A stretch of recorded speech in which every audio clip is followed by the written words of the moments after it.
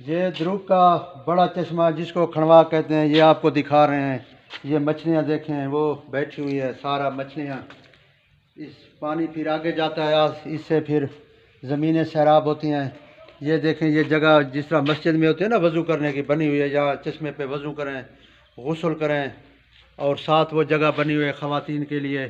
वो वहाँ पर अपना जो है ना आती हैं कपड़े धोने के लिए, पानी भरने के लिए। अब तो हर घर में जो है ना वो द्रुक में निज़ाम हो गया पानी का, वरना पहले यहाँ चश्मे से पानी भरते थे। ये देखें उधर की चश्मा, और तकरीबन 6 इंच के करीब जो आगे ना पानी जा रहा है। जिस तरह एक 6 इंच का ट्यूबवेल होता है ना, पानी निकलता है, उसमें वो स्पीड नहीं है, इसमें ज़्यादा है। आगे आपको दिखाएंगे।